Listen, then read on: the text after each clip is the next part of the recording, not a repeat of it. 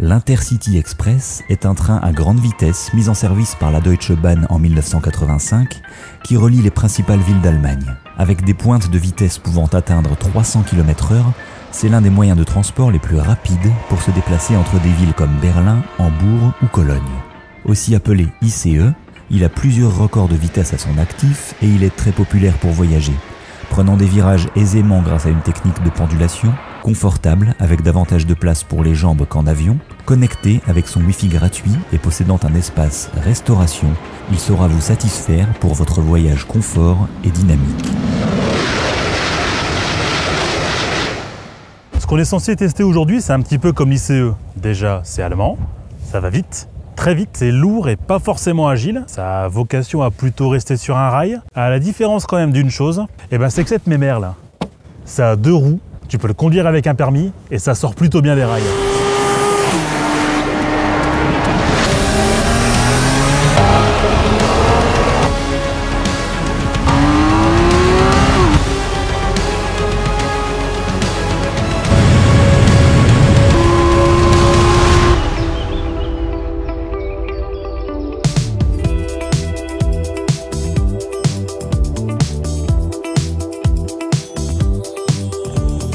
Comment est-ce qu'on pourrait définir le K16? Déjà avec la lettre K, K comme Kaiser, en vérité c'est que moi qui dis ça, je sais pas si c'est vrai ou pas. On est sur une nouvelle architecture moteur qui apparaît dans les années 80 avec des cylindres en ligne disposés face ou en parallèle à la route. Et là chez BMW c'est le drame parce que ce qu'il faut savoir c'est que dès 1919 BMW s'était attaché au boxer, donc au bicylindre à plat, et là non. Ça commence dès 82 avec l'ancêtre même de la K16, la K100, qui est mue par un moteur 4 cylindres en ligne de 947 cm3 développant environ 90 chevaux, et aussi dès 85 avec la K75 qui est pour le coup une moto disons assez originale parce que c'est un 3 cylindres. Ouais. Ce qu'il faut savoir, c'est que BMW a aussi fait les 3 cylindres avec un moteur de 750 cm3 développant environ 75 chevaux. Alors petite fun fact également, le K75, c'est une moto qui était assez plébiscitée par les administrations. Des motos Polizei K75, j'en ai eu beaucoup en Allemagne, et c'était des motos qui étaient assez performantes et bien plus agiles que le K100, qui était quand même assez lourd. Alors du coup, tu vois, c'est assez facile de reconnaître le K16,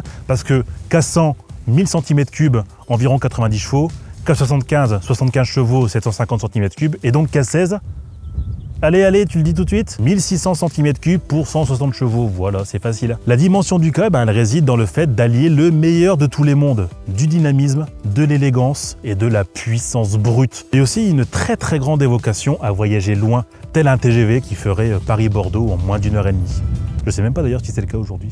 Alors évidemment, dans la série des K, il y a quand même des motos assez exceptionnelles, notamment la K1, qui est une moto, disons, au style discutable, mais avec une aérodynamique qui est absolument parfaite. On a un coefficient de pénétration, donc un CX, qui est encore aujourd'hui de 0,34. C'est à ce jour la moto avec le meilleur coefficient de pénétration dans l'air, encore aujourd'hui. En vérité, je sais pas ce que ça signifie, j'ai chopé ça sur Wikipédia, donc, mais c'est important de le savoir quand même, quoi. Par contre, dans les années 95, patatras, la R1100 RT sort, et elle vient directement en frontale avec la K1100 RT, qui fait qu'en fait, les machines, même si elles ont une typologie complètement différente, on est sur un bicylindre pour la R et sur un 4 cylindres pour la K, elles deviennent presque concurrentes entre elles. C'est un peu con, hein. Et c'est à partir de ce moment-là que la série des K prend une ampleur considérable en se disant une seule chose: je veux devenir un mobil-homme roulant. Et en 2008, 2008, c'est une année exceptionnelle. La K1300 sort avec notamment une dimension exceptionnelle sur la K1300R, un roadster exceptionnel. Dites-vous pourquoi c'est exceptionnel? Parce que le moteur développait 175 chevaux et 14 mètres-kilos de couple, venant taquiner directement les Hayabusa, les Viking ou les 1400 ZZR. Bref, c'est du gros qui tâche, c'est du lourd. Et en 2011, BMW, ils se posent quand même une question. Ils se disent, bon, on a fait le tour du 4 cylindres, on connaît cette architecture, pourquoi partirait pas sur un 6 cylindres? Je pense qu'ils avaient bu un petit peu de schnapps avant, mais malgré tout, l'idée a fait son bout de chemin et arrive en 2011 la K16. Donc directement l'ancêtre de cette machine. Et c'est à partir de ce moment-là que la légende se crée, parce que le 6 cylindres allemand, c'est exceptionnel. Et c'est pas nouveau. Pourquoi? Parce que les 6 cylindres viennent directement des voitures de chez BMW. Donc on a des 6 cylindres en ligne de voiture dans une moto. Tout est normal chez BM, c'est classique. Hein. C'est donc une architecture noble, majestueuse, avec un niveau de confort exceptionnel. Faut s'imaginer qu'il y a 15 ans, on se prenait la gueule entre le K et le R, et aujourd'hui, c'est complètement différent. Et cette architecture en 6 cylindres, par quoi ça se catégorise? Eh ben, c'est un moteur qui est souple, qui n'a quasiment pas de vibration, mais qui est aussi extrêmement généreux. Un peu comme moi après 2 bières de 50 centilitres. Et c'est aussi un couple démentiel, hein, parce que 17,8 mètres-kilos de couple, dont 90% dès 1500 tours minute. Tu donnes un coup de clé, tu démarres la moto, tu te fais 1500 tours minute, tu as le couple d'une GSX R 1000.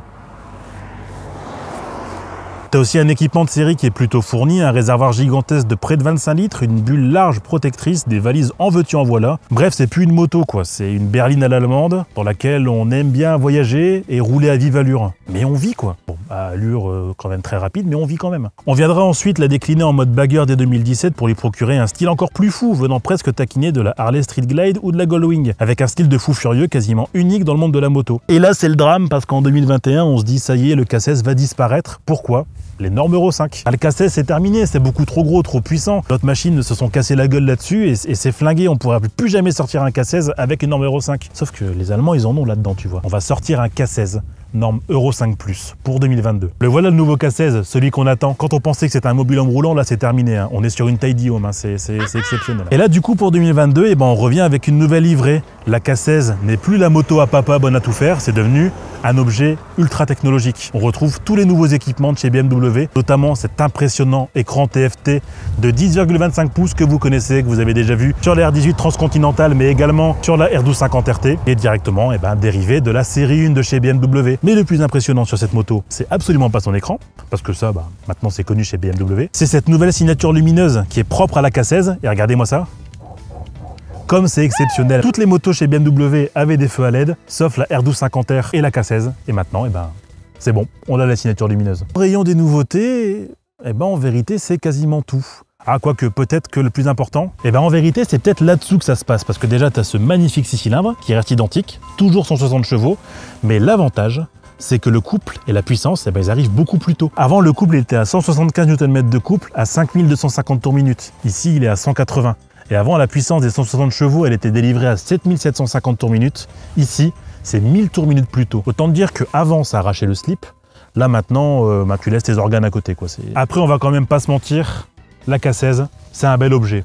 Bon, un peu encombrant, un peu comme un copain un peu éméché dont tu n'arrives pas à te séparer. Mais malgré tout, c'est attachant, un peu comme un copain. Dynamique, élégante et performante, elle est quand même sacrément lourde, hein, puisque sans ses valises, c'est 343 kg tout plein fait. Autant te dire du coup qu'en manœuvre, elle est longue de plus de 2,30 m, donc c'est quand même assez encombrant, et large de plus d'1 mètre. Ce qui fait qu'en interfile, ce sera pas forcément ton ami. Hein. Ici, on teste la version GT, c'est l'entrée de gamme de la série K, mais attention, hein, avec un pack sport lui donnant des airs de super FJR à l'allemande. Mais elle se décline aussi en K1600 Bagger ou en GTL. La K16 Bagger, c'est un délire, hein, parce que tu te dis on va aller taquiner de la Street Glide, donc on va faire un truc énorme, plutôt qu'il fasse 80 chevaux, on va lui faire 160 chevaux, pourquoi pas. La GTL directement, c'est l'esprit ultra touring bien adapté pour le duo, et après t'as la cathédrale de Rouen, hein, c'est la Grand America, donc c'est l'esprit à l'américaine, la grosse routière américaine, mais avec un moteur à l'allemande. Donc le meilleur des deux mondes, quoi. Et attention, hein, parce que entrée de gamme, ça veut pas dire dépourvu d'équipement. Hein. De série, tu as l'écran TFT qui est là, dont on testera les agréments en roulant, il y a un compartiment de charge USB-C, un projecteur à LED intégral avec éclairage de virage adaptatif, un klaxon de bagnole. Attention, ça va faire du bruit.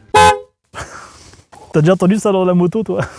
T'as toujours les 4 raccourcis qui sont configurables, le DTC, qui n'est absolument pas une insulte, hein, je ne me permettrai pas, mais qui est le contrôle dynamique de traction, le régulateur du couple de frein moteur, le SA dynamique qui vient régler la charge, le HSC Pro qui est dans démarrage en côte, une marche arrière qui est là, ici.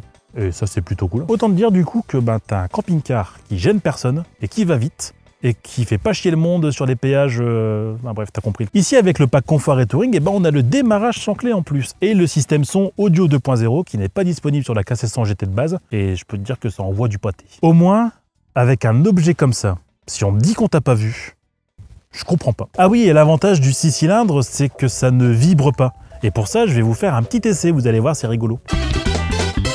Ah oui, et là, évidemment, vous l'avez en mode sport de luxe, hein, vous avez la bagagerie complète et tout, hein. C'est absolument exceptionnel, c'est un truc de ouf. L'avantage du 6 cylindres, du coup, c'est que ça vibre pas. Et pour vous le prouver, on va faire un petit essai, parce qu'il n'y a pas trop de vent. Il y a du vent, c'est une catastrophe. Bon, on va la faire autrement. Pour vous montrer que ça vibre pas, on va faire le test de l'eau. Vous allez voir, c'est assez curieux. On dirait un petit peu une démonstration télé-shopping, mais vous allez voir, c'est véridique. Là où sur les moteurs avec une architecture bicylindre, 4 cylindres, t'as quand même pas mal de vibrations, ben plus t'ajoutes de cylindres, moins t'as de vibrations. Look at that!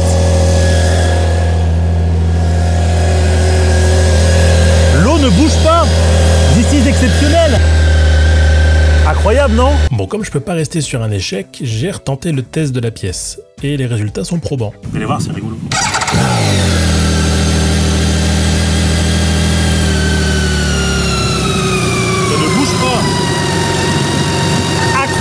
Non, parce que pour ceux qui sont habitués quand même au R18 avec le couple de renversement où là ton eau elle aurait fait boum boum boum boum, là s'il n'y a rien quoi, c'est incroyable, non? Bon, c'est pas le tout, mais est-ce qu'on irait pas rouler un petit peu là?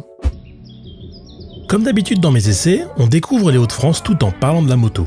On part ensemble tester la moto d'abord sur son terrain de jeu, puis on sort des sentiers battus pour la titiller un peu. Aujourd'hui, je vous emmène au cœur de différentes vallées entre le Pas-de-Calais et la Somme, la vallée de la Ternoise, la source de la Canche, la Quilienne et l'Authie, avant de finir dans l'Ancre, au pied d'un de mes monuments préférés. Vous allez voir, ça va être super cool. Et autant vous dire que j'ai, encore une fois chez BMW, été assez surpris de son comportement général. Bon, ça y est, on se retrouve directement au guidon de la K16 GT 2022. Regardez-moi ça, quelle vue incroyable. Oh, c'est vrai que c'est quand même bien lourd à emmener, mais alors malgré tout, ça s'emmène assez facilement, je trouve. Ah, parce que moi, je commence directement avec une grosse montée, une grosse descente, bien sûr, sinon c'est pas drôle. C'est lourd, par contre. C'est toujours le phénomène de chez BMW, c'est qu'en dessous des 10-15 premiers km/h, c'est un enfer. Mais alors au-dessus, c'est un bonheur, un vrai bijou. Alors écoutez, vous n'allez pas être perdu hein, si vous êtes familier avec BMW. On retrouve toutes les commandes classiques, le régulateur de vitesse, toujours avec la position on-off, tu vois, là c'est en off, c'est en on, hop, tu mets directement, et t'as le régulateur tranquille, et puis ça part tranquille. Oh, je suis fatigué. Ça fait du bien. Les warnings ici, les petits boutons du menu qui permettent de naviguer justement dans le menu BMW qui est le menu classique avec toutes les informations qu'il faut, comme d'habitude. La petite molette, voilà, vous n'allez pas être perdu non plus. Clignotant, le klaxon de voiture. Un bon gros klaxon. On a ici la marche arrière qu'on pourra tester bientôt. Les feux de jour ici. Le petit bouton qui est ici, c'est la fermeture centrale pour les valises parce qu'il y a 3 valises derrière. On a ici le bouton des modes qui permet de changer des modes. On a 3 cartographies sur cette machine. Mode road, mode dynamique et mode rain. D'ailleurs, je vais la mettre en mode rain pour que vous voyez. Oh, ça se traîne un petit peu le zgeg. C'est normal. C'est adapté forcément pour le mode pluie, donc où il y a très peu d'emprise, un peu moins de couple, un peu moins de patates. En mode road, vous voyez déjà, il y a bien plus d'agréments là tout de suite. On a ici là cette énorme bulle qui vient. Le mode road, c'est le mode tranquillou. Vous voyez que je passe les vitesses en mode shifter. C'est parce que on a un shifter qui est plutôt doux. Et là, on est sur son terrain. On est directement sur de la grande route, de la liaison, de l'autoroute. C'est d'une douceur. C'est du papier toilette Moltonel. La selle est ultra confort. T'as pas de vibration, t'as rien. C'est vraiment bien quoi. Oh non, ça reste sur son rail, c'est incroyable. Par contre, ça chauffe. Oh, on va passer en mode road. Ah ouais. Oh, j'ai failli manger un pigeon. C'est démoniaque. Skyrock, yeah. Là, on peut faire décorer. Une machine à plaisir, c'est tout, c'est comme ça. Petite anecdote, commercial de chez BMW, je vais pas le nommer sinon, m'a dit que c'était assez simple de vérifier le couple et la puissance d'un K16. Vous savez comment vous faites? Vous la mettez en troisième, vous mettez à 2-3 000 tours et vous essorez la poignée. Et vous attendez. Encore. Encore. Encore. Ça ne s'arrête pas. C'est infernal. Ça... Que voulez-vous de plus? Ça ne bouge pas, il n'y a rien qui bouge. Que voulez-vous faire? Et encore, on n'est pas au mode dynamique. Si vous voulez qu'on fasse un départ, 0, 3, 2, 1, on arrive à 100.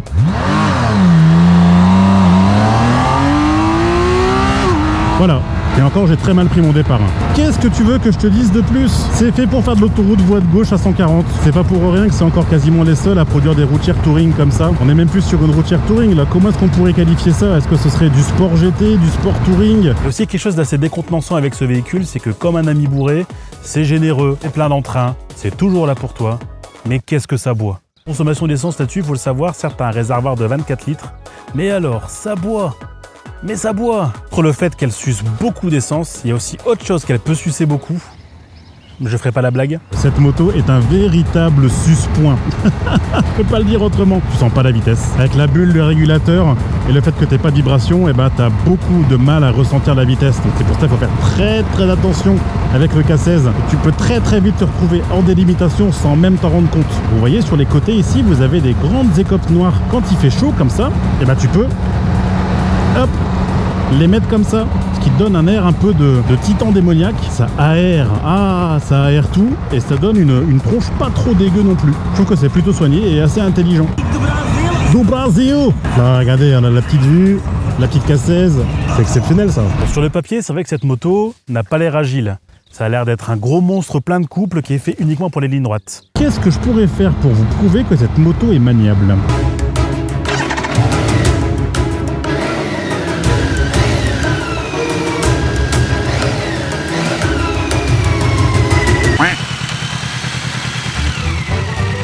Sans se prendre pour un pilote, y a-t-il un meilleur exercice de maniabilité pour un K16 de 350 kg que le plateau de permis? Maintenant, on va faire le combo.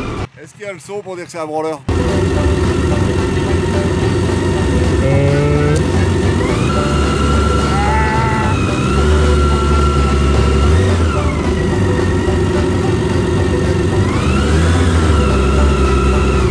Ok, c'est bon, ça passe.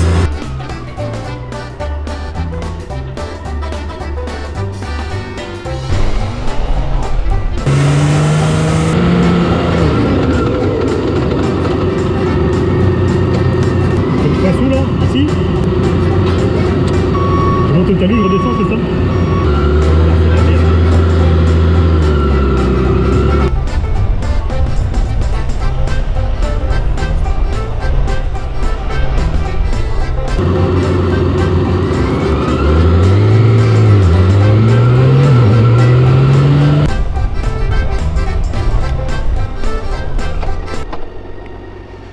C'est presque bon. Pour moi, ce K16 relève de quelque chose. Il relève de la magie, du mystique, du bizarre.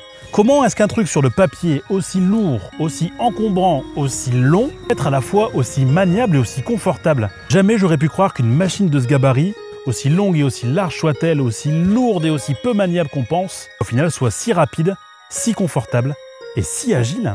Et en parlant d'agilité, qu'est-ce que ça donne sur les petites routes? Eh bien encore une fois, c'est extrêmement surprenant. Emmené par un excellent rayon de braquage et un très bon contrôle de la direction, ce K16 est magique. Et encore, on n'a pas tout évoqué. Le freinage ultra puissant emmené par un système Brembo, les suspensions duo lever et paralever avec leurs jambes de suspension centrale qui font des miracles, le niveau de protection excellent. C'est un quasi sans faute pour la BMW qui malgré tout a quelques petits défauts à mon goût. Quelques à-coups sur le shifter qui nous mettent au neutre par moment entre la 1 et la 2, le fait de ne pas avoir mis de recharge à induction sur le boîtier smartphone comme sur la RT, alors qu'elle le méritait grandement, et une sonorité un peu trop feutrée à mon goût, sauf en montant dans les tours. En attendant, cette moto est envoûtante, entourée d'une aura mystique et d'une onctuosité rare. Le 6 cylindres fait des merveilles, même sur petite route. Les reprises sont dévastatrices et l'agrément sportif est clairement prédominant. Bref, à mes yeux, c'est un succès franc et direct, avec une moto extrêmement bien finie et sérieuse dans la gamme. C'est un véritable bonheur à conduire, faisant de mon road trip une véritable symphonie voyageuse.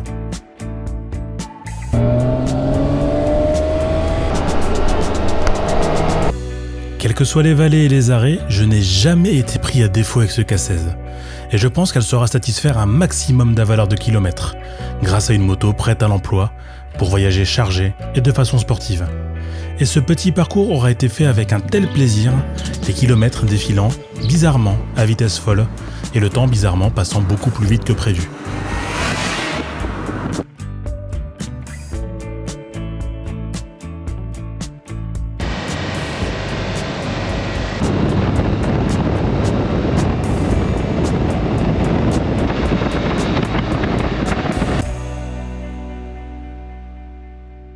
Et nous voilà donc à la fin du périple, juste derrière le monument de Thiepval, très important pour les Britanniques. Donc si vous venez dans le secteur de la Somme, eh ben, n'hésitez pas à venir par ici. Qu'est-ce que je peux penser de cette machine? On peut penser directement que cette machine, extrêmement lourde, extrêmement encombrante, extrêmement difficile à manœuvrer, se révèle être un véritable enfer. C'est pour ça qu'au départ, je la qualifiais de mobil-home roulant. Mais en vérité, il n'en est rien. Que vous soyez dans des petits virages, dans des belles courbes, sur l'autoroute, même au permis, pour vous dire, cette machine a le don de s'adapter à toute situation. Les suspensions font un travail exceptionnel. Le couple est démoniaque. La vitesse de pointe, n'en parlons pas.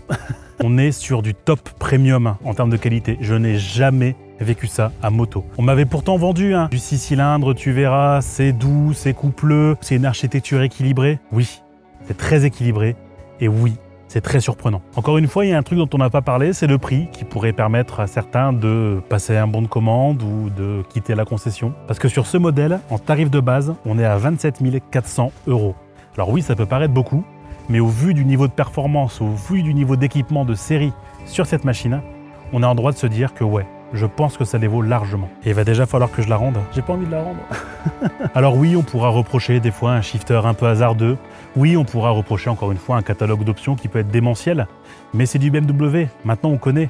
Et clairement, le K16 avait véritablement besoin d'un petit coup de jeune. Et là, c'est même plus un coup de jeune, c'est un coup de maître. J'espère que la vidéo vous a plu. Et bien, si c'est le cas, n'hésitez pas à vous abonner, à partager ou à liker la vidéo. Si tu veux m'aider financièrement, n'hésite pas à aller sur Tipeee, le lien est dans la description. Et puis si tu veux suivre mes délires, n'hésite pas aussi à t'abonner sur mes réseaux sociaux. Bon, c'est le moment où il faut que je la rende, du coup, fait chier, j'ai pas très envie, mais bon, c'est comme ça, quoi. Pas le choix, hein. Quand je vais retrouver le TDM, je vais voir flou.